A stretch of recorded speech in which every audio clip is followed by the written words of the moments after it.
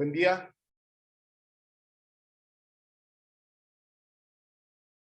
Buen día, profe. Ya. No me digan que son 2 alumnos. Valentina, por favor, decime que veo mal o mi Ahora pantalla... aviso en el grupo, profe, que empezó la clase, porque como empezó más tarde, porque no abrían la reunión, mucha gente me parece que se fue por Vale. eso. Espero 5 minutos. Esta cuestión de, ¿viste?, de esperar me da cosa, ¿viste? Porque se pierde el tiempo en la clase, pero bueno. A ver, esperemos 2 minutos, porque si no después yo voy a mí con la clase y trato de... ¿Me escuchás bien ahí, Valentina? Sí, profe, se escucha perfecto.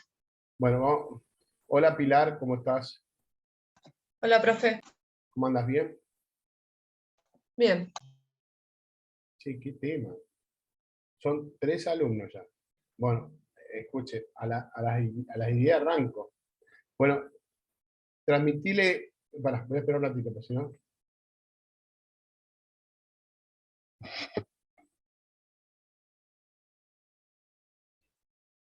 Buen día, Valentín, ¿cómo estás?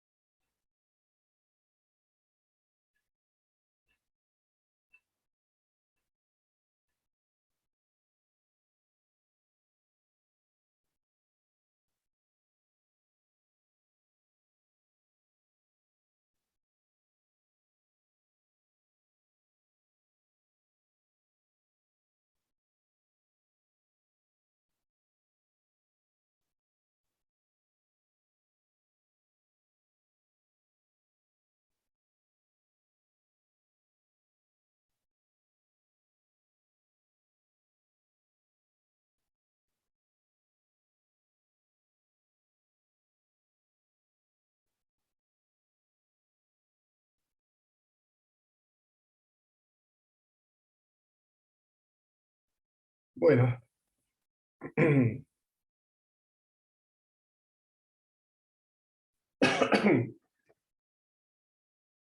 ¿Cuántos alumnos ya hay? A ver. 6 somos. Bueno, chicos, vamos a arrancar, ¿sí? ¿Ok? No sé cuántos quedaron en la cursada. La vez pasada, en la cursada virtual o presencial, ¿cuántos eran más o menos? ¿Se acuerdan? Vos, Valentina o Pilar, que me puedan decir. Creo que quedamos 11. ¿11 en total? 11, o sea que son muchos hoy en la clase. Si son 6, son bastantes. Bueno, vamos a seguir la clase. Vuelvo a compartir el tema, ¿se acuerdan cuando vino la semana pasada conmigo el tema de principios y sistemas procesales? Al principio, bueno, todo esto hablamos del principio, yo voy pasando algunos cuadros. Chicos, una cosa, no se olviden, ahí la doctora Marisa Pereira le bajó en el campo el trabajo de excepciones, así que tienen que contestarlo al mano, creo, antes de una semana y les bajó, no se olviden de eso, ¿sí? Para ya trabajar sobre eso. Trabajen con eso, que es muy importante. Bueno, la clase anterior, mi última, la última clase que tuvimos la semana pasada, nosotros vimos principios de sistemas procesales, le dimos una impronta en entender los conceptos, de entender de qué se trata, la importancia de esto. Entonces no hay que dejarlo de lado para qué sirven realmente los principios procesales, y de hecho en el cuadro están. Primero nos da un concepto, que toda la norma viene en consecuencia de un principio, de todos los, el principio procesal. O sea, cuando se logra una norma, la creación de una norma, el legislador que va a crear una norma, los toma en base a un principio, y esos principios tienen que ver con situaciones que son filosóficas, históricas, o va comparándose, a ver, cuál es el criterio de un lugar, esto me interesa, qué bueno, y se mezcla con este principio, con un tema histórico, o una idea, una forma, una consecuencia, una cuestión sociológica. Entonces, se va plasmando la norma. O sea, como yo le decía, no es que el legislador un día se levanta a la mañana y se voy a crear una norma. A ver, esto es consecuencia. Y el principio se va plasmando, entonces viene a ser como una cuestión de, como si fuese una fuente, una cuestión donde uno tiene que invocar y tiene una razón de ser el principio. O sea, es lo que empuja, lo que de alguna manera determina hasta la norma, una norma de fondo, una norma procesal, ¿comprenden? O sea, ese es el tema del principio. Entonces, justamente yo le he pasado, ¿se acuerdan? ¿Para qué sirven? Lo que le dije recién, sirve para el legislador, para la regulación de los procedimientos, opera como interpretación en situaciones muy dudosas, el juez va a interpretar un criterio y va a decir, che, ¿cómo sería esto? Bueno, pero me tengo que ir al principio de igualdad o de legalidad de forma, ¿comprenden? Porque no se queda, a ver, si yo tengo duda que el juez tiene que darle traslado a la otra parte, dice, no, no lo voy a trasladar porque la norma no lo dice. No, ¿qué se estaría afectando acá? Las garantías constitucionales, la legítima defensa. ¿Y dónde está eso? Plasmado en la Constitución. Y la Constitución es consecuencia de un principio también filosófico, histórico, además se va plasmando. Es toda una cadena, comprenden, de situaciones. Y por otro lado, también otra función que sirve, como decíamos recién, para comparar las distintas legislaciones. A ver, ¿qué principio toma con respecto a la forma de contestar una demanda, una mediación, a plantear una prueba en un sistema, ejemplo, anglosajón, un sistema alemán, un sistema polaco, un sistema, americano? Entonces uno va viendo, va comparando. O sea, es un criterio desde el punto de vista histórico. Entonces, bueno, y dando un concepto que yo me dije la vez pasada, son aquellos principios en los cuales no existe el debido proceso. Y esto es importante acá. O sea, no nos podemos quedar con la idea nomás de decir, bueno, sirve para esto, para esto. O sea, el potencial del principio, si no se da el principio procesal, si no se tiene en cuenta, si no lo consideramos desde el punto, no se lleva a cabo, no se respeta, ahí está la palabra, no se respeta, se vulnera un principio procesal, como puede ser, que vamos a ver cuáles son, se estaría afectando el debido proceso. El debido proceso, digamos, el caminito que va a llegar, justamente, que tiene un criterio de derecho para llegar del inicio de una causa, una demanda, hasta llegar a la sentencia. Y sobre eso tiene que estar, imagínense como si fuesen pilares que van marcando esta situación, y si se afecta a uno de estos pilares, se está vulnerando uno de estos pilares, estos principios, se estaría afectando ese debido proceso. Eso se entiende como debido proceso. De alguna manera uno tiene que a veces, en el derecho, a veces estas palabras que nos suenan muy jurídicas, uno tiene que llevarla a un plano, digamos, práctico, o sea, tiene que entenderlo, o sea, ¿qué se entiende por debido proceso? Entonces, ahí nos hace una suerte de reflejo, de ping-pong, o de situación de decir, si yo estoy hablando del debido proceso, ¿qué hace el debido proceso? ¿Cuándo no habría debido proceso? Si vemos el plano negativo, no se estarían afectando estos principios procesales. O sea, uno cuando inicia una demanda, lo primero que tiene que decir es que se respete los debidos, que se lleve el debido proceso, y que tiene que ver que la contraparte pueda contestar, que se respeten los plazos, que el juez sea imparcial, que el juez sea independiente. Todos estos elementos hacen que se estaría afectando el debido proceso. ¿Y qué contiene el debido proceso? Los principios procesales. ¿Comprenden? Es como ustedes empiezan, hagan de cuenta que usted cuando hablamos de debido proceso arranca como un caminito, un camino que van llevando, lo van llevando, y de entre medio de ese camino, los laterales, se van marcando esas columnas que hacen para que uno vaya llevando el debido proceso. Se lo hago un poco figurativo, ¿sí? Y estas columnas vienen a ser el principio de legalidad, de igualdad, de congruencia, de contradicción o bilateralidad. Si esa columna se tira, se mueve, es como que salimos del camino, ¿sí? Se lo dice tipo como para que ustedes lo puedan llevar a la práctica. Entonces, esos requisitos del debido proceso, voy para avanzando, en toda suerte de repaso, ¿sí? Estos principios, por supuesto, requieren, ¿cuáles serían los requisitos, entonces, de los principios procesales? ¿Qué requisitos tienen que tener? Lo que les decía recién, que después resuelva el conflicto de manera imparcial e independiente. Si nosotros miramos, estamos en una causa así, yo ante el proceso, que el proceso dentro de su carácter es complejo porque interviene en varias partes, ¿se acuerdan? Entonces yo me paro en el proceso, yo persona, ciudadano, me paro en el proceso, entonces digo, me hago la pregunta, ¿quién va a resolver esta situación que a mí me afecta? ¿Quién va a resolver?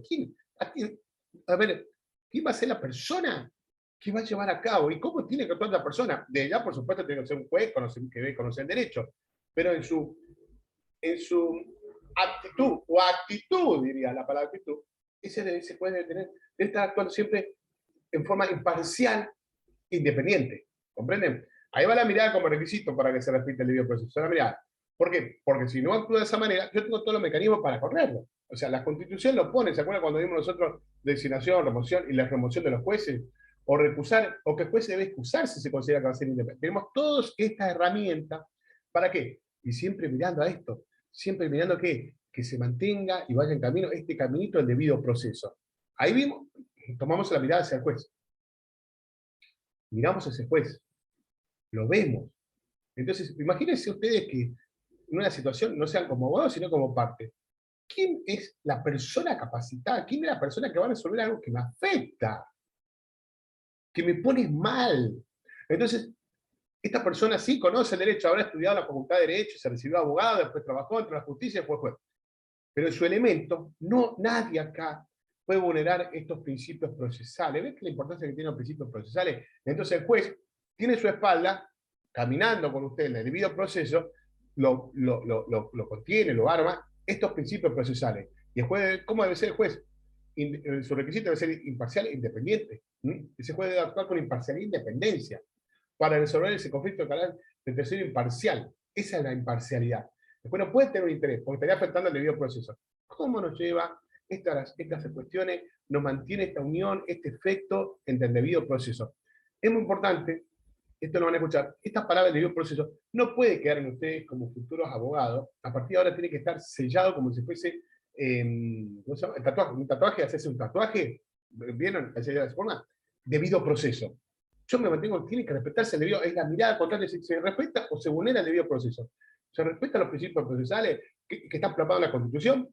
Porque esto es una cadenista. Cada norma, cada ley, cada reglamento, cada actitud, cada comportamiento no puede salir del debido proceso. El debido proceso no contiene estos principios procesales. Entonces es como que nos vamos para atrás y vamos viendo estas cuestiones. Por supuesto, el otro requisito es que se asegure ampliamente el derecho de defensa a las partes. O sea, miramos al juez que es independiente y que a la vez se asegure ampliamente el derecho de las partes, esa defensa. Por eso en situaciones dudosas no se puede dejar de lado a la parte que pueda contestar o plantear o por presentarse en un proceso. ¿Sí? Es como decir, no le voy a decir nada después, directamente voy a la sentencia. No, ¿qué se estaría afectando? La legítima defensa. De llevar a cabo el proceso, de poner las partes, poner el hecho, las pruebas, poner e impulsar el proceso. No pueden afectarse el derecho de defensa de las partes. Entonces, ahí vienen. ¿Cuáles serían estas columnas? Como yo les decía, o estos criterios, estos eslabones que van marcando este caminito del debido proceso. O sea, hagan en cuenta que ustedes van, este camino, esta ruta se llama debido proceso. Y cada cartel me va indicando. Yo no tengo que respetar estos carteles. ¿Comprende? Que esa forma de entender esto. Esos carteles, estas formas, estas guías, estas cuestiones que contienen el debido proceso son principio de igualdad, lo vimos, ya lo vimos en la clase anterior. ¿Se acuerdan? ¿Se acuerdan, chicos? Bueno, principio de congruencia, principio de contención llamado bilateralidad. No lo podemos apartar, esto está plasmado en la Constitución, esto es regla. La igualdad entre las partes, no pueden haber excepciones, no puede haber cuestiones que marquen la diferencia. Entonces, si hay un efecto de igualdad, ¿qué establece la igualdad de las partes? Y por supuesto, hay cuestiones que afectan económicamente y que pueden iniciar proceso, para eso está el beneficio de litigar sin gastos. La justicia, la ley, pone en mano de las partes y bueno, si vos no tenés dinero, te doy todas las posibilidades porque puedas estar en el proceso. Entonces, como es el beneficio de litigar sin gastos, o la asesoría gratuita del colegio de abogados, me pone, no puedo decir, pues yo no. Entonces, la ley que hace poner en paridad de condiciones, ¿sí? Los pone en paridad de condiciones. También saca las prerrogativas, nadie puede ser jugado de una forma distinta a cualquier otra, a eso se refiere. Entonces, es un principio de igualdad. Y yo al comienzo le decía esto, el principio de igualdad, decía, todos los principios vienen como consecuencia de hechos históricos, de situaciones filosóficas, sociológicas. Nos vamos para atrás, principio de igualdad, ¿a dónde vamos? A la Revolución Francesa, a los pensadores, Montesquieu, Bloch, Rousseau, que impulsaron la idea de igualdad, de sacar las ideas de las autoridades del despotismo y poner que los ciudadanos son todos iguales, las luchas entre que había entre la autoridad, o sea, o los poderes, contra que afectaban a los ciudadanos. Entonces ponen en paridad. Revolución Francesa, la Revolución de Independencia Americana, y esto va plasmando. El principio de congruencia ya está directamente plasmado de forma expresa en el código, se lo pongo ahí. ¿Qué entendemos por congruencia? El juez tiene que ser congruente con lo que piden las partes, tanto actor de demandado, y lo que va a resolver. Si yo estoy diciendo una demanda, inicio una demanda por desalojo, el juez me dice, no, ya que estoy a la otra cosa y te resuelvo otra cosa. Entonces, la congruencia, en la parte resolutiva, ¿se acuerdan cuando hablaba de la parte de la sentencia, que tiene su estructura? Con la parte dice, bueno, páguese, condénese, tiene que ser congruencia con ¿qué? Con las pretensiones de las partes, de lo que pretenden las partes, que está en la demanda.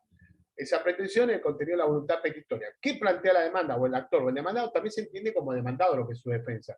Y después, en esa mirada, siendo imparcial e independiente, en su resolución, la parte resolutiva, tiene que ser congruente. Si no es congruente, se lo ataca esa sentencia. ¿Y qué tengo los mecanismos? Los mecanismos de plantearle un recurso, o si veo que incongruencia en forma exagerada, hasta plantearle un jurisdiccionamiento. ¿Se acuerdan?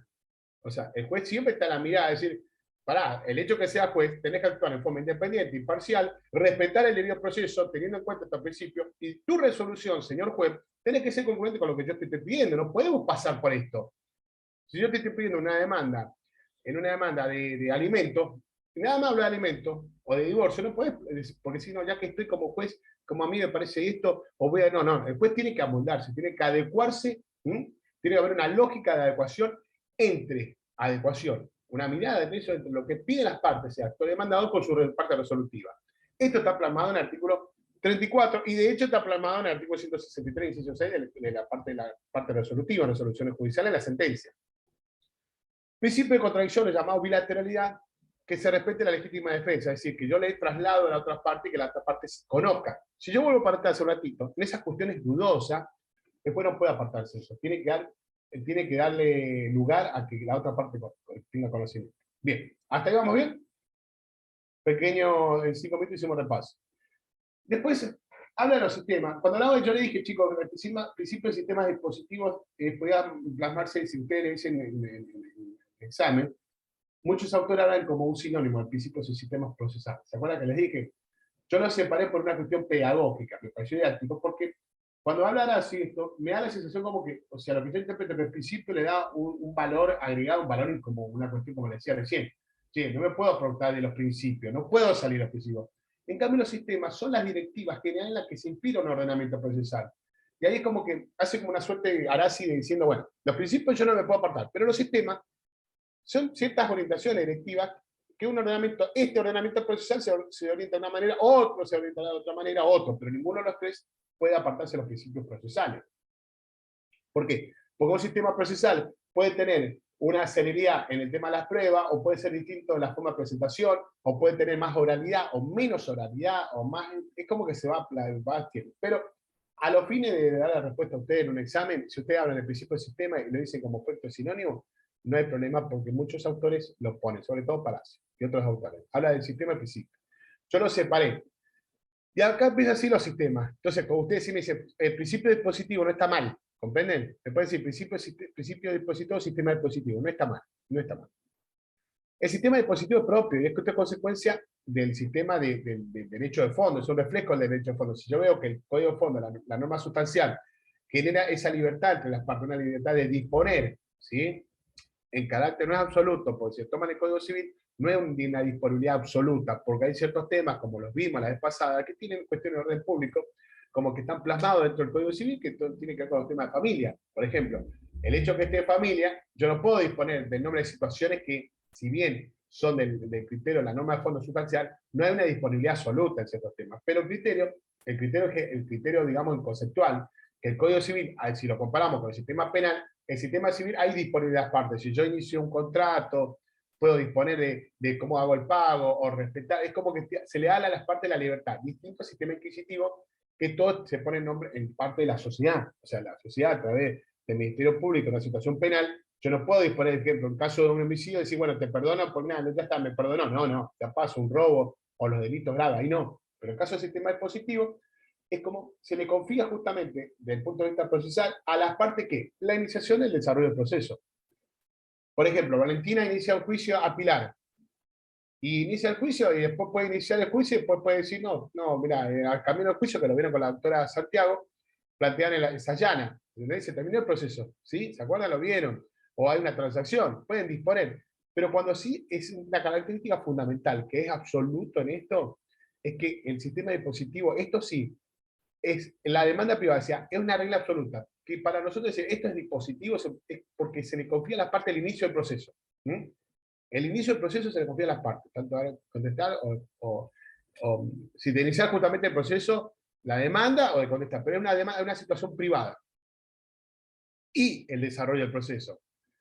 La delimitación de continuidad de tutela y la aportación de los hechos y las pruebas que continuarán el fundamento de la sentencia. Ahí le puse abajo una regla básica, y esto tiene que ver con las características del sistema dispositivo. O sea, demanda privada que sí que las partes inician el proceso, no lo inicia el juez. El juez en un sistema dispositivo puede iniciar el juez, no.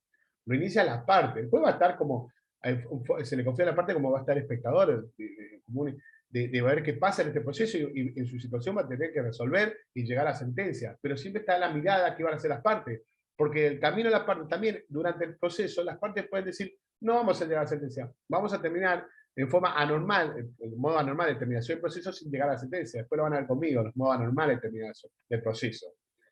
Entonces, este es el ejemplo, cuando hablamos de cuando vieron el acharamiento, se allana la parte, transa el camino, no llegaron a la sentencia. Che, mirá, inicié el proceso, pero no, vos sabés que te voy a respetar, no, te voy a cobrar menos. ¿Comprende cómo es el juego que hay acá entre temas para usted? Aportación de los hechos de las partes, el juez no va a ir a buscar los hechos. El juez se va a limitar a los hechos, porque si no, que esté afectando el principio de congruencia.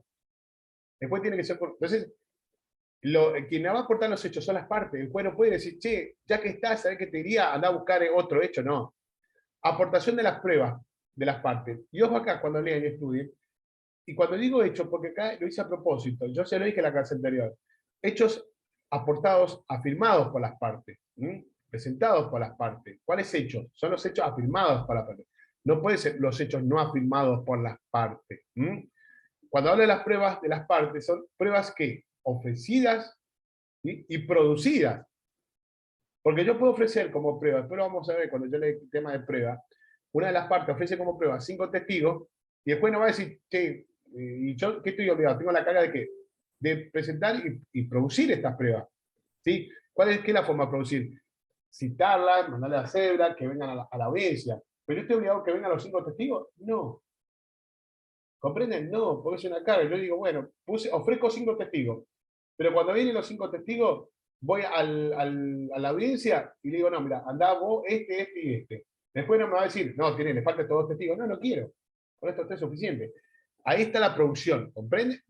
¿Entienden, Valentina, chicos? ¿Van entendiendo? Entonces, ojo, cuando yo les pongo aportación de las partes, falta agregar, agreguen eso ustedes. Ahí me voy a dar cuenta si estudiaron, porque yo les voy a preguntar, ¿qué pruebas? Y usted dice una prueba. Y si se quedan con prueba, no. ¿Cómo tienen que ser las pruebas? Ofrecidas y producidas. Lo vamos a ver después en la clase de prueba. Los hechos, ¿cuáles hechos? Afirmados por las partes.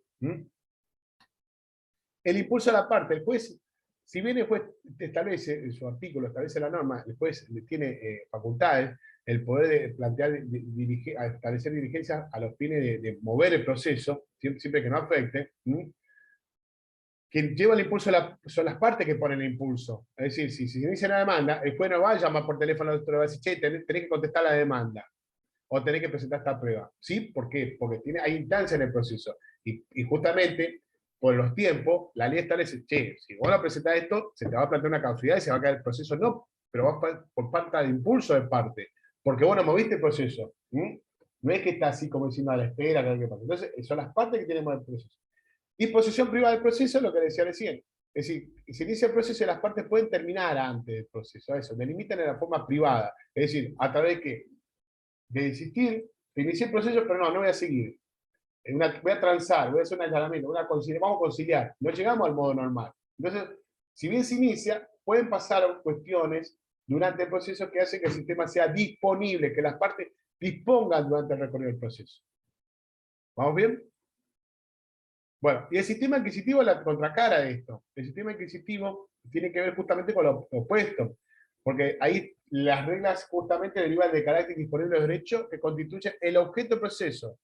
Y en consecuencia hay un predominio que es interés público por oposición al privado. Acá prevalece el interés público, se está afectando a la sociedad. Y en consecuencia las reglas básicas son que el juez es quien inicia el proceso.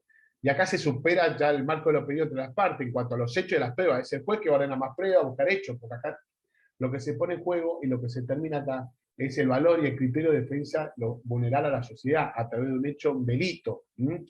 Los titulares justamente del derecho de interés ejecutivo no son las partes, sino que la comunidad representada por el órgano judicial. Que se cometa un delito en la calle no solo está afectando a la persona, sino se está afectando a la sociedad, a la comunidad. Entonces el juez, ¿cuál es el impacto que genera esto en un sistema impositivo penal? La parte sea afectada, ¿sí?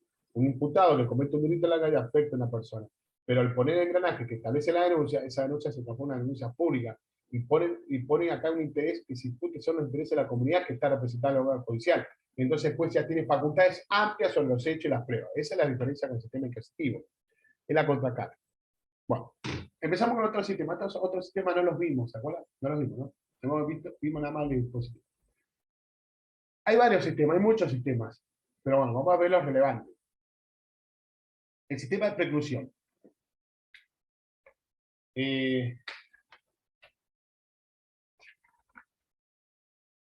Dice que el sistema de preclusión, para ser válido y eficaz en los actos procesales, debe cumplirse dentro de los plazos que señala la ley. A diferencia de la unidad de vista, aquí las partes pueden modificar sus alegaciones pero durante toda la instancia. Pero acá, dentro de lo que establece nuestro sistema de preclusión, la ley establece ciertos momentos, ciertos estamentos, ciertas situaciones de tiempo para plantear, o sea, tenés tantos días para esto, tenés tantos días para esto, tenés tantos días para esto.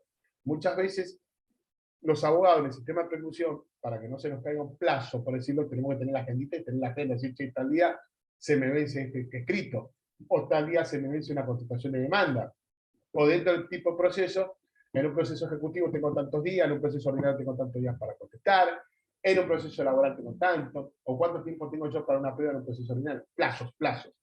Esto tiene que ver con los plazos, preclusión. En la distinta unidad de vista, que no es nuestro sistema, uno puede plantear los plazos, los actos procesales en cualquier momento, no importa el tiempo, ¿comprenden? Entonces, en este sistema de preclusión procesal, pero un poquito, hay tres momentos acá. A ver, anoten acá. Tres ejemplos. Y esto tengan, espero un ratito, tengan la mano ahí. No. Hay tres cuestiones que van a diferenciar. Primero, regla, como le dije recién, los actos procesales deben cumplirse dentro de los plazos que señala la ley. Esa es la regla, ese sería el título, ese sería el impacto. Eso ya decimos, ¿qué sistema de preclusión? Para ser válidos y eficaces los actos procesales deben cumplirse dentro de los plazos que señala la ley. Punto 1. Ahora, anoten. ¿De qué manera puede operarse estos actos procesales? Hay tres formas de que pueden operarse los actos, operarse estas tres causas. ¿O de qué manera puede operarse la preclusión? Eso sería, ¿de qué manera puede operarse la preclusión? Hay tres situaciones. ¿Cuándo se puede operar una preclusión? Y yo le voy a dar tres ejemplos claros, que son situaciones concretas.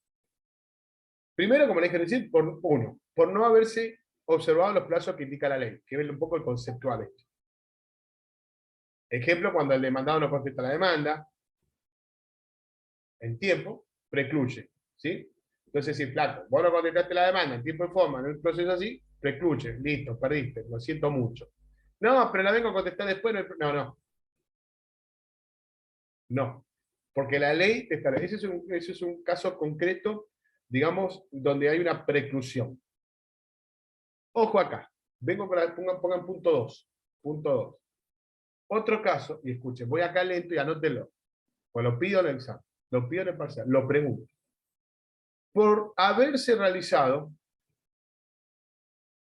un acto incompatible, esa es la frase, con el ejercicio de la facultad que posteriormente se intenta ejercer. Repito, por haberse realizado un acto incompatible con el ejercicio de la facultad que posteriormente se intenta ejercer. ¿Qué significa esto? Y vamos a un ejemplo concreto. En un proceso ordinario, en el proceso ordinario, ustedes ahora que van a ver excepciones, en un proceso ordinario tengo un plazo para contestar la demanda. ¿Sí? Son 15 días. Pero para oponer excepciones previas, tengo 10 días. Dentro de esto, el esquema, la palabra que pone acá y nos pone en dilema es el tema de la incompatibilidad y los plazos. Si yo en un plazo ordinario tengo 15 días para contestar, a ver, pongo acá la manita, y tengo 10 días para poner excepciones. Bien. ¿Qué pasa? Escuchen, si yo contesto la demanda a los 5 días, ustedes me dirán, y esa persona que contesta la demanda a los 5 días que no pone excepciones dirá, uy, me olvidé de poner excepción. Ah, pero me quedan 5 días, total, eran 10 días. Y ahí Pilar dice que no. Está muy bien, Pilar. Tu gesto me da la respuesta. Justamente no puedo porque ya es incompatible. Ya el hecho que yo contesté la demanda, aunque tenía 15 días, pero yo la contesté, por ejemplo, a los 5 días contesté la demanda y me olvidé de poner excepciones, una excepción de prescripción, una excepción de pago parcial, ya no puedo oponerlo. Pero usted me dice, sí, pero te quedan 5 días y total, si vos contestás, te quedan, no, ya es incompatible. ¿Comprenden? ¿Sí? ¿Quedó claro? Valentina, Pilar, que la veo a ustedes nomás allí, no sé si los otros chicos seguramente lo deben entender. Y el otro punto, el tercero, otra situación donde precluye también que puede operarse estas tres causas, por haberse ejercido la facultad procesal en cuestión, aún antes del vencimiento respectivo. Es decir, que el proceso ha avanzado a la otra etapa. Ya no puede volver para atrás. Por ejemplo, que una vez que se contesta la demanda, precluye el derecho del demandado si se ordenó la prueba. Es decir, una vez que se contestó la demanda y pasa la etapa de la prueba, yo no puedo volver de nuevo a un tema de la contestación de la demanda. Ya paso a otra etapa, a eso se refiere, ¿sí? Entonces, en este caso, es un vencimiento del plazo respectivo, ya se terminó la contestación, ya se pasó a la etapa de la prueba, por más que me queden momentos para contestar la demanda. Por ejemplo, yo contesto la demanda en el plazo ordinario a los 10 días y pido, pasa la causa a prueba, dice, no, me olvidé algo agregar en la contestación o algo, esto. No, ya estamos en otra etapa. No, o sea, entiendan ustedes que el hecho de la preclusión, lo que quiere la ley, el legislador, es que el proceso avance. Si bien es dispositivo, es disponible, pero la realidad es que avance. Y si yo me voy para atrás, si yo ya está, pasamos otra etapa, precluye. Entonces, la regla general tiene que ver, por supuesto, como le dije recién, para hacer válidos actos procesales deben cumplirse dentro de los plazos que establece la ley. ¿Sí?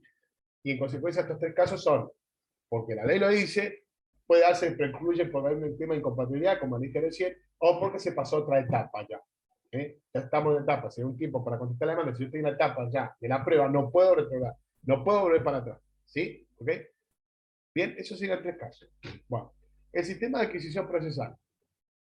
El sistema de adquisición procesal son los efectos de los actos procesales también, que los resultados de dicha actividad no son divisibles. Esa es la palabra clave. Así como recién hay palabras que son palabras determinadas.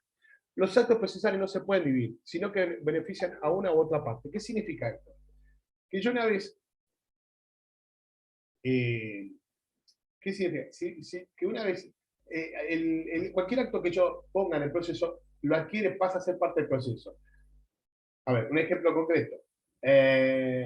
Bien, voy con un testigo, el testigo declara, ¿sí? O sea, cualquier acto lo adquiere el proceso. ¿Puede beneficiarse o no? Entonces justo voy con un testigo, Valentina presenta el testigo se llama Ramiro, acordate, Valentina presenta el testigo, Ramiro empieza a declarar, viste que vas declarando, y vos decís, uy, esto que dijo no me sirve. Entonces se decís, va Valentina, presenta el escrito, señor juez, considere en los 4 puntos que dijo Ramírez, te dije Ramiro, que dijo el señor Ramiro, y considere estos 5 puntos. Pero estos 4 puntos después no los haga, no los tenga en cuenta. Esto no me sirve porque hay cosas, mi testigo.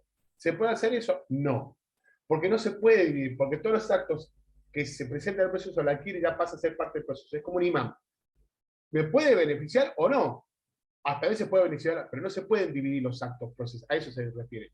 Que todos los efectos de los actos procesales y sus resultados, el efecto y el resultado, de esa ahí no puedo dividirlo. Entonces, ¿qué significa? Se adquiere para el proceso.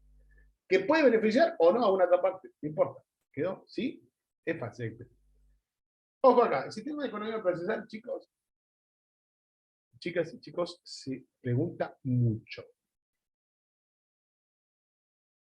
Cuando uno, desde hace, no sé, ya a ver, hace bastante, bueno, estoy dando clase en la facultad, parecía que cuando empezamos principios procesales, viste como que te preguntan la pregunta que va derecho, y por eso me freno un poco, acá trato de ayudarle y ponerme en lugar de ustedes. Si bien tienen que estudiar todo, leerlo y todo, pero acá hago un paréntesis y voy a surfear en este tema.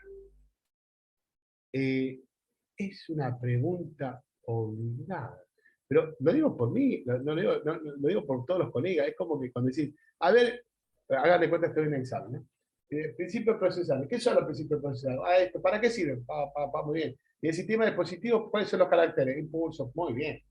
Y vas camino y va derecho. Parece que hay una curva que te obliga para una parada de estación de servicio, ¿viste? Hagan de cuenta así. Y va el profesor molesto, Espinosa, cualquiera. Y dice, hábleme de los sistemas de economía procesal. Y ustedes ahora, este 27 de octubre, me dicen, sabía, qué bueno, me hizo la segunda, me tiró este centro, qué bueno. ¿Qué comprende el sistema de economía procesal? Y a veces el alumno que no estuvo atento a esta clase del 17 de octubre, se trabó. Parece que todo lo que dijo, pero pareciera que esto es muy importante. Y es verdad, es muy importante. Es decir, todos son, pero esto tiene una característica fundamental, porque tiene un efecto de relación. Justamente el sistema de economía procesal, más allá de que el proceso lo que busca es acelerar y llegar en tiempo y forma, el sistema es simplificar y abreviar, o sea, abaratar los procedimientos. Porque imagínense que el proceso es complejo, hay un montón de situaciones, actos procesales y demás. Entonces, comprende que la celeridad, la concentración, saneamiento y eventualidad. Y ahí está la pregunta. Estimada alumna Valentina o Pilar, que la estimé, díganme a las dos qué comprende el sistema de economía procesal. Y bien, muy bien, las dos dicen, chicos, a los otros estoy seguro si están ahí, no sé cuántos son. Nada más hablo con ellas porque las veo acá en el cuadradito. Entonces dice, viene Pilar y se relaja y dice, celeridad, concentración, saneamiento, eventualidad. Y después puede haber una pregunta, muy bien, Pilar suficiente, buenas vacaciones. Su examen aprobado. Mira la cara de Pilar como se pone contento. Entonces, después viene Valentina y dice, voy a hablar del principio procesal y voy a hablar del sistema de economía procesal. Muy bien, y escuchó que dijo Pilar eso. Bueno, ¿cuáles son? Le voy a preguntar al doctor Espinosa, le voy a preguntar a Valentina. Y Valentina muy bien dice serenidad, concentración, saneamiento, eventualidad. Pero no, el doctor Espinosa va a ir más allá. Bueno, a ver, ¿me puede explicar cada uno de eso? Me va escuchando, Pilar ya se fue. Pilar ya se fue porque ya aprobó, se fue contenta. Pero a Valentina le preguntaron lo que comprende. Entonces, Valentina, muy bien, como estudió muy bien el TTM el 27 de octubre, empezó, yo le puse el cuadrito. Y el sistema justamente de celeridad hace que esto, la misma palabra, ¿no? Que, digamos, establece que se puedan apurar los procedimientos y puedan llegar en tiempo y forma. Entonces, ¿qué pasa? Muchos actos no hace falta que se mande una cédula, entonces son el caso de cuando se notifica por Ministerio Ley, ¿comprenden? O sea, ya le notifico, no hace falta. Entonces, ¿para qué voy a notificar esto? Ya está por Ministerio Ley, pero si no, cada situación hay que mandar la cédula de notificación, no terminamos más. Entonces hay muchos actos procesales que se notifican por Ministerio de la Ley. Ese puede ser un caso. O la seriedad que tiene con respecto a ciertos recursos. O sea, la idea es que la ley establece que ciertas situaciones procesales no hace falta, sean, por ejemplo, el caso concreto, como dije, las notificaciones por Ministerio de la Ley. Así para no marear. Después concentración, dice Valentina. Bueno, hábleme del otro, le dice el doctor Espinosa a Valentina. Y bueno, doctor, entonces Valentina dice, concentración se refiere justamente a establecer que en un mismo acto se establezcan todos los actos procesales. Y bueno, ¿cuál sería el ejemplo? Dame un ejemplo, ya, vamos al ejemplo, ya que lo tiene tan claro Valentina. Y en una audiencia, si yo presento a los testigos, que en el mismo día se tomen todas las audiencias los testigos. Si yo tengo 5 testigos, no voy a tomar el testigo. El día hoy, 27 de octubre. El otro testigo, ¿cómo se llama? El 5 de noviembre. El otro testigo dice, no teníamos más.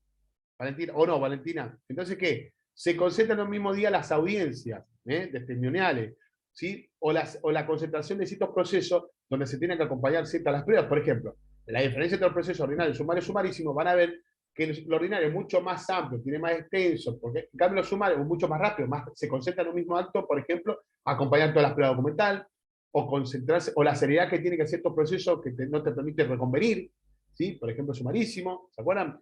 O plantear excepción. Entonces, a medida que se va avanzando este proceso, depende de la característica y la situación, hace que sea mucho más rápido o se concentre en ciertos actos procesales. Entonces, un caso concreto, en un caso de prueba, yo no puedo acompañar una prueba ahora, otra prueba después y otra prueba después. No, concentrarlo, acompañarlo toda hora, concentrar. Y un caso, ejemplo claro, es por ejemplo en el caso de la producción de pruebas testimoniales o las audiencias. Imagínense cuando tengo un montón de testigos, entonces no terminamos más el proceso. Concentrar. El otro tema es el de saneamiento. Bueno, acá, de alguna manera, el juez señala, justamente el juez, como está controlando, el juez no puede, si bien estamos hablando del sistema dispositivo, el juez puede de oficio establecer ciertas situaciones, a pedido parte de oficio, plantear, sanear ciertos procesos para que no se vean trabados, ¿sí? No puede, digamos, afectar el sentido procesal, porque se está afectando el principio de disponibilidad. Lo que hace el juez es establecer ciertas diligencias de oficio que son de menos trámite justamente para mantener el curso del proceso. Por ejemplo, aclarar que un perito presenta un escrito y dice, che, esto no es claro. Señor perito, vuelva a plantear esto, ¿lo comprenden? O que un testigo no dijo esto, no fue claro. Entonces, Esto está plasmado en el artículo 34, inciso 5, espero un momentito, ya lo viene en este artículo, pero eso es importante, que de oficio, acá no estaría afectando después, sanear. Y porque me quiero ir acá.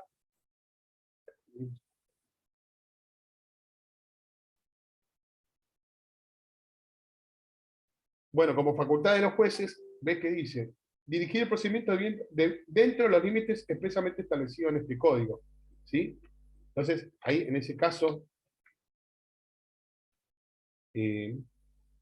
después, otra facultad del juez, corregir error material o cumplir cualquier omisión de la sentencia acerca de las pretensiones deducidas, siempre que no altere lo sustancial. Sanear, ¿ves? ¿Comprende cómo el juez interviene de oficio?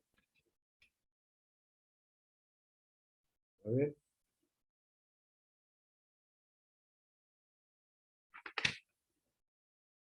Bueno. Y el otro tema es el otro punto, y acá siempre preguntan, ¿hasta ahí van bien, chicas? ¿Van bien, chicos? ¿Sí? Y el otro carácter que comprende es el de la eventualidad. Justamente el de eventualidad tiene que ver con que es un caso, también tiene que ver con este efecto de simplificar y abreviar. Este se vincula en el caso también, está muy vinculado con el tema de que vimos recién de preclusión, con el tema de los plazos. Es un tema que dice, usted me gusta cuando contestan.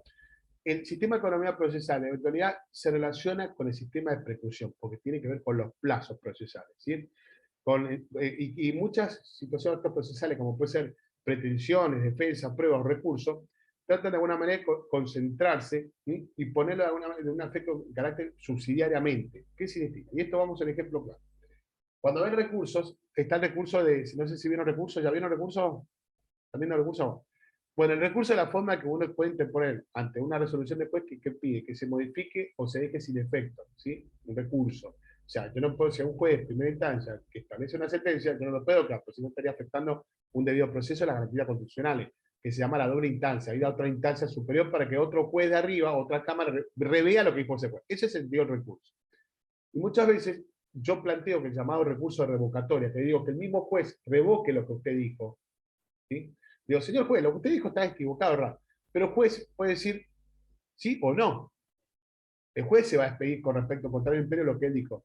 Y entonces, ¿pero qué pasa si yo no planteo, como dice acá, en forma eventual, si yo no planteo esto en forma subsidiaria? Si usted no me hace lugar a este recurso, planteo, apelo a lo que usted dice, pero apelo en carácter subsidiario, ¿sí?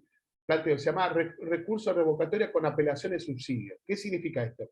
Que si el juez no me hace lugar, a esto va la Cámara, lo va a ver. Pero aquí justamente, ¿por qué digo que esto se relaciona con el tema de preclusión? Porque un tema de plazo. ¿Por qué? Porque yo cuando planteo recurso revocatorio, la ley dice que yo tengo, imagínense esto, chicos. El juez da una resolución. A mí no me gusta. Yo planteo un recurso revocatorio contra ese juez, lo que dijo ese juez, ¿verdad? Decían hasta ahí. Pero ¿cuántos días tengo yo para plantear eso? 3 días.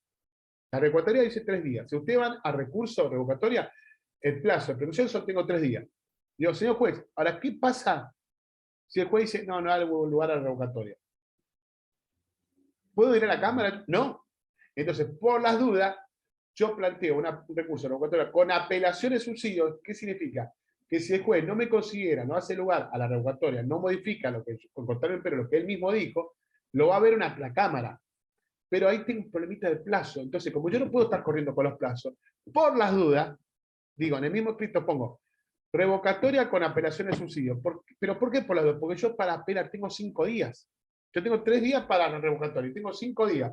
Imagínense que yo planteo una revocatoria, que voy a estar todos los días pensando, uy, me da ese lugar, no me hace lugar. Entonces, por las dudas, subsidiariamente, eventualmente, que el juez no me haga lugar, planteo la revocatoria con apelación de subsidio. Entonces, si el juez se me hace lugar, buenísimo. Pero si el juez no me hace lugar al planteo que yo quiero, contra esa resolución, contra el imperio, contra lo que él dijo, yo en el mismo escrito, en forma eventual y subsidiariamente, el escrito, el juez va a decir, con apelación de subsidio significa que ya me quedo tranquilo, ¿por qué? Porque si no hace lugar ya directamente va a la Cámara, porque yo ya lo planteé. ¿Comprenden? ¿Quedó claro esto de la eventualidad? ¿Y por qué resalto acá que la eventualidad se relaciona con el principio de preclusión? Porque tiene que ver con plazos. Entonces, en este punto del sistema de economía procesal, que el fin es simplificar, abreviar y abaratar los procedimientos, comprende la celeridad, la concentración, el saneamiento de eventualidad. Concentrar, hacer las mismas palabras, seriedad, concentrar en un mismo acto todos los actos procesales, que los plazos sean rápidos, evitar notificaciones improcedentes. Entonces está la ley, establece el Ministerio Legui, ¿sí? O sea, llamado, digamos, los días martes que se notifican, y no hace falta mandar una cédula, en el caso que le decía recién, sanear todos los, de oficio, que el juez puede sanear todos los actos procesales que ven afectados lo sustancial del proceso, justamente para no trabarse, llamar a un perito, corregir algún número en una sentencia, el juez tiene la posibilidad, ¿sí? Son las medidas para mejor proveer que tiene el juez esa facultad, medidas para mejor proveer. El juez no puede tampoco quedarse en el sillón y decir, bueno, que hagan esto las partes. A ver, ¿cuál es el punto? Alguna se hace esta pregunta con el tema del saneamiento. ¿Hasta qué punto el juez puede actuar o no en un proceso de carácter dispositivo? ¿Sí puede actuar? Sí. De oficio, sí. Siempre y cuando no afecte lo sustancial. ¿De qué manera?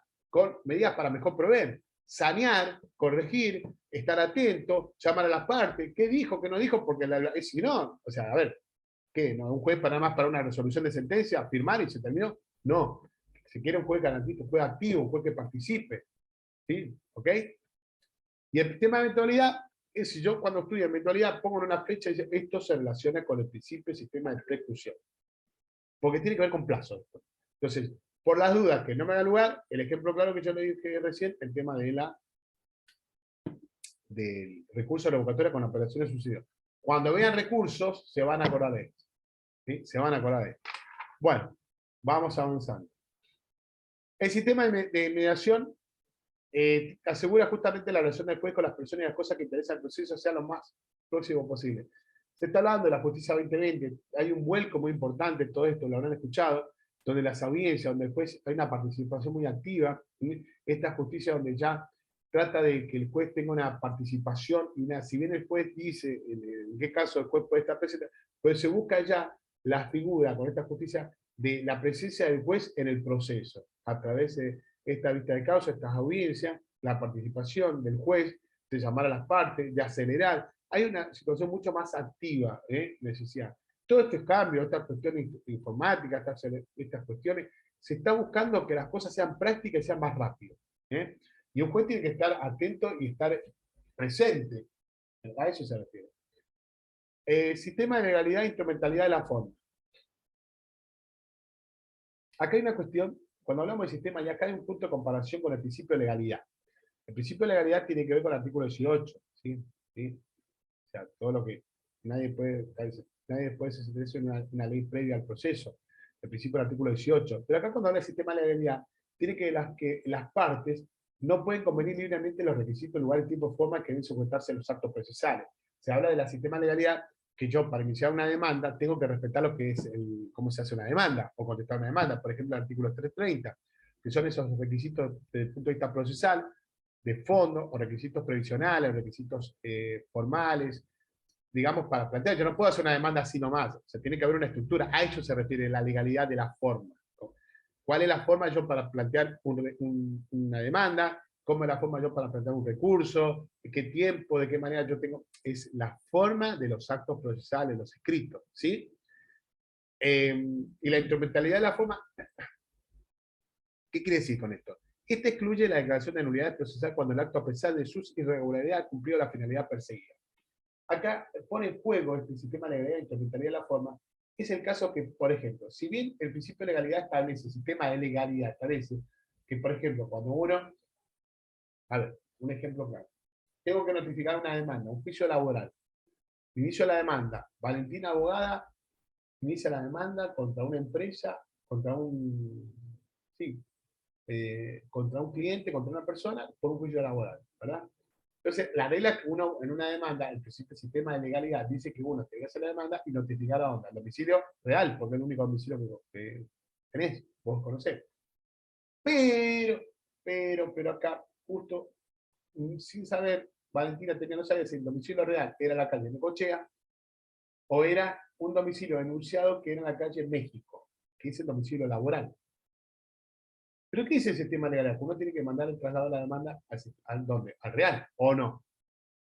Pero justo Valentina hizo el escrito y el domicilio que tenía era el de la calle México, el domicilio de trabajo. Va el oficial notificador, pregunta por el sujeto, por la otra parte, y van a ir al domicilio real, va al domicilio laboral. Y esta persona se notifica y toma la demanda. Y entonces, ¿qué dice? Esta excluye la declaración de nulidades procesales cuando el acto, a pesar de su irregularidad, fue irregular el acto, ¿sí o no? Porque tenía que haberlo notificado al domicilio real, ha cumplido la finalidad perseguida, que era notificar la parte. Porque si la otra parte se da por notificado, yo después no puedo plantear y decir, no, me lo tendría que ver. Yo me notifico, ¿verdad? Contesto la demanda, me voy por notificado. Sí, ejemplo, yo soy el demandado. Sí, soy yo, pero me lo mandó al domicilio laboral y me notifico. Y me doy por notificado, sí, soy yo la persona, y contesto. Después no puedo plantear una nulidad procesal diciendo no, porque el sistema de la idea dice, ojo al piojo, acá me tendrían que usted haber notificado al domicilio real. ¿Lo puedo? No, porque esto va a subsanar el tema del domicilio, la notificación. ¿Sí? ¿Ok? Bueno, y otros sistemas son el sistema de escritura, oralidad, sistema de publicidad, el artículo 125, lean cómo son el tema de la publicidad, hay oralidad mixta. Acá, chicos, chicas, terminamos con principios y sistemas procesales. ¿Qué dudas tienen? Fui rapidísimo pensando, ¿qué dudas tienen?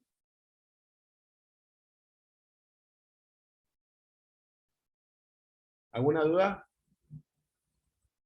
Profe, Dime. cuando habló de preclusión, que había mencionado cuando era una excepción incompatible o algo así, ¿lo podrá volver a repetir?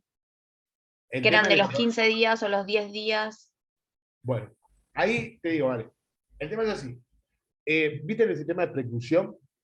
La regla A es que todos los plazos, los efectos, resultados de los actos deben cumplirse determinados en los tiempos que establece la ley. Bien, todos los actos deben cumplirse dentro del plazo de la ley. Y hay tres situaciones donde puede darse la preclusión. Uno, lo que te dije recién, reafirmo lo que dije, cuando la ley establece. Otro, no es cuando pasa esto, que fíjate, no habla de plazo, sino habla de incompatibilidad. Que a pesar de haber plazo, el acto es incompatible.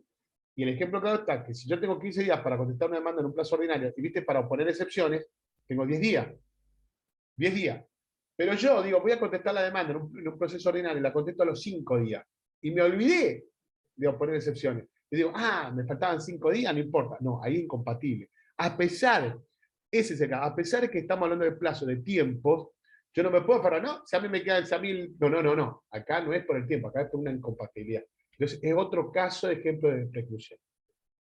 Y el tercer ejemplo es cuando ya pasas a una etapa posterior, que a pesar de contestarte la demanda a los 10 días, ¿sí? En un proceso ordinario, y te faltaban 5 días, pero ya pasaste a la etapa de la prueba, no puedo decir, sí, me quedaban 5 días, viste, me ahorré como si fuesen los 5 días de vacaciones, como viste, decir, me quedan, no es así, pues ya pasaste a otra etapa. Pero el caso concreto, el segundo caso, yo te dije, a pesar de que establezca los plazos, que la ley determine los plazos, los días, aquí hay un tema de incompatibilidad. ¿Sí? Porque ya el acto es incompatible, porque yo ya presenté esto, no puedo, ya el acto está afectando al otro. ¿Sí? Bueno, ¿qué más? ¿Bien? ¿Alguna duda? Escuchen, para no marearla, lean todos los principios. La próxima clase vamos a empezar a ver partes, ¿sí? Parte del proceso, sujetos, ya están viendo algo de sujetos, ¿vieron algo de sujetos procesales? ¿No? Bueno, la próxima clase vamos a empezar a ver sujetos procesales. ¿Qué son los sujetos procesales?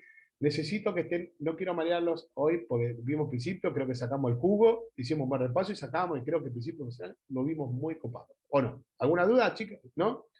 Entonces, en la próxima clase vamos a ver parte y empezar parte y el tema de prueba. Pero sí vamos a hincapié. Y necesito que tengan el Código Civil en la mano. ¿Sí? Porque ahí vamos a ver sujetos, ¿sí? Y esto se relaciona con la capacidad de ejercicio, ¿sí? Con la capacidad, quiénes son capaces. Ahí es un punto de conexión muy importante este tema cuando se estudia, estudiarlo con el Código Civil. Con el Código Civil. No quiero arrancar porque vamos a entrar y voy a quedar picando, prefiero directamente en la próxima clase. Vamos a ver todo lo que es parte y ya después yo le voy a dar prueba y después el tema modo de determinación anormal de determinación de proceso. Esos son mis temas. Prueba, parte y modo anormal de determinación de proceso. Hoy terminamos con principio. La próxima clase vamos a arrancar parte y prueba. Toda P. Principio, parte, prueba, toda P. Y después un modo de determinación de proceso. Si tienen alguna duda, chicos, me avisan, me llaman, estoy a disposición. Hagan el trabajo que le dijo la doctora Pereira, que dejó ahí la doctora Pereira, dicen en el grupo, y para resolver el tema de excepciones. No es difícil el tema de principios procesales, es lectura, entender, hacer hincapié. ¿Para qué sirve? Concepto, concepto. ¿Qué son? ¿Para qué sirven? Conceptos de sistemas procesales. ¿Cuáles son los principios? Lo voy tirando preguntas, ¿eh? A ver. Piensen, ¿qué preguntaría vos, Valentina, sobre esto? Vos, decime una pregunta que harías sobre esto. Si yo fuese tu alumno, ¿qué preguntaría vos? ¿Qué me preguntarías sobre este tema que vimos hoy? Decime una pregunta. ¿Cómo deben ser los hechos y la prueba en el principio dispositivo? Muy buena pregunta. Vos, Pilar, y yo que, o sea, y vos, y yo te digo, y los hechos, ¿cómo deben ser? Y vos, doctora Ruel, me estaría, pero ver, ¿cómo deben ser los hechos y las pruebas? Y vos me estarías, no, me diría, Espinosa está desaprobado, pues no es así los hechos y las pruebas. Váyase, estudie más. Me diría. Bien, muy buena pregunta, Valentina. Vos, Pilar, ¿qué preguntarías sobre el tema que vimos? Haceme una pregunta rápido. Yo soy tu alumno. Sobre el sistema de prevención, ¿Qué pregunta me harías? sobre la prueba. Si ¿Principio de tiene preclusión? determinado plazo para presentar la prueba, o la puedo presentar en cualquier momento del proceso. Muy bueno, bien. Tiene que ver con ¿Y cuál es la regla? ¿Qué otra pregunta? ¿Qué otra pregunta harías? ¿Qué otra pregunta? Hacemos otra pregunta más. Mm,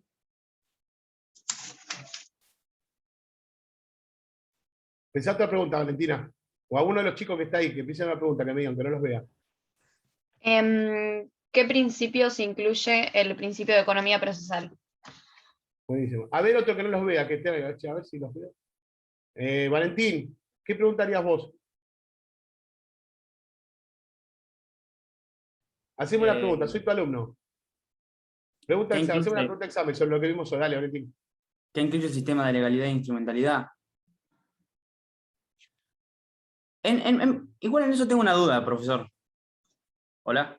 Sí, te escucho. Ah, entonces, o sea, de alguna forma la parte de instrumentalidad de la forma sería un límite a la parte de la legalidad, ¿no? Una Porque excepción. dice, Yo diría ¿cómo? una excepción. Una excepción sería. Porque vos Ah, tenés que respetar la legalidad de la forma. Vos no podés hacer una claro, demanda porque se te ocurre decir, che, la hago con cara de Johnny, hago una demanda, no respetar el 330, o no, esa es la legalidad de la forma. A eso se refiere. Pero, si vos, en un caso puntual, vos dice la legalidad que vos tenés que notificar los domicilios reales, la otra parte se notificó, la instrumentalidad de la forma, de alguna manera se usanó, dio una excepción y sirve eso. No puedo decir que yo planteo una nulidad de ese acto procesal si yo me notifiqué, si la finalidad lo logra. ¿Vos la finalidad cuál era? Que se notifique o no. Y yo me notifico, la otra parte contesto y decir, no, esto está mal, me tendría que haber contestado, me tendría que haber mandado la demanda a la calle del domicilio real, está mal. No, flaco, si vos te notificaste y vos ya sos tu domicilio y está en tu domicilio real, vos te das por notificado, la demanda sigue, ¿entendés? A eso se claro, refiere. claro. ¿Sí? La finalidad se logró. ¿Se logró o Evita no? posibles abusos de derecho. ¿Cómo? Evitaría posibles abusos de derecho. Abuso de derecho o sistema de nulidades a la macana, si la finalidad es que vos te notifiques. Yo te notifico. Va a llegar un momento que las demandas se van a notificar dentro de 200.000 años, ya, o dentro de poco, que ya te van a notificar por WhatsApp. ¿Entendés? Como va la cosa, decís, che, o no. Claro. Bueno, gracias, profe. A ver, bueno, ¿qué pregunta María? No te vayas. ¿Qué preguntaría? Dale, una voz. Dale, Pilar. Pero ¿Eh? sinceramente no se me ocurre ninguna. Bueno, anda pensando vos, dale, vos, una, Pilar. ¿Qué pregunta María? Dale. Sobre concentración en economía procesal, ¿en dónde lo encontramos? ¿En un proceso sumario o sumarísimo? ¡Oh, buena! ¡Qué genia esa pregunta! ¡Excelente! Doctora, genia. Genia. Valentina, vos.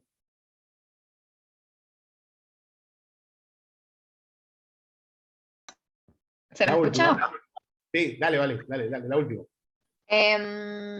Acerca del principio de congruencia, pero lo preguntaría con un ejemplo, así es más difícil. Dale, lo que quieras, soy tu alumno. Soy tu alumno molesto, el alumno molesto que Bien. nunca te presta atención. En una demanda de desalojo, si el juez puede resolver en la sentencia definitiva, además del desalojo,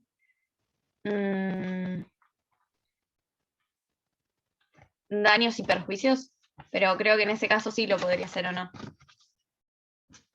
Doctora, usted tiene que estar segura con la pregunta que hace, ¿no? Usted tiene que Sí, pero es que justo lo pregunté y me surgió la duda. Ah, bueno, pero está bueno.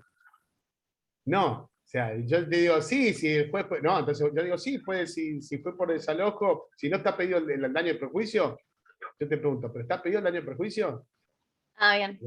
Y yo te pregunto, doctora Ruel, no entiendo esa pregunta, pero si está, yo le contesto como alumno, si en la demanda parte del desalojo está el daño de perjuicio como pretensión, sí debería resolver el juez.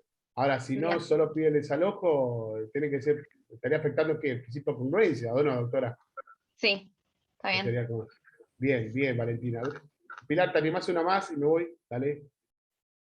Rosario, no sé si estás ahí, no estás en la imagen, no sé, no hay- Sí, acá estoy. Dale, Rosario, dale, tirate una, aunque no te vean, dale, tirame una, dale, dale. Demostrame que me diste Eh, buena memoria. ¿Cuáles son las diferencias entre el sistema dispositivo y el inquisitivo o las reglas básicas que se deben cumplir para el sistema dispositivo? Muy bueno. Y yo te mando cualquier broma, y no sé qué, a ver, y yo al número de Espinosa digo, y a ver, y empiezo a decir, y yo digo, entonces Rosario me va a decir, estimado alumno, sé que no estaba atento al 27 de octubre, hay unas reglas que son básicas, ¿eh? Demanda privada, ah, sí, ya me acuerdo. Y yo digo, sí, demanda privada, impulso de parto, aportación de los hechos y de las pruebas, hechos afirmados y las pruebas ofrecidas y producidas. Muy bien, ¿estuve bien, doctora Dalleson? ¿Estuve bien, Rosario? Muy bien, muy bien. Estoy aprobado, gracias. Bueno, así vamos a hacer la clase. Valentina, Pilar, Valentina, Rosario. ¿Nadie más? Son 4 nomás. La próxima clase vamos a ver parte, chicos, ¿sí?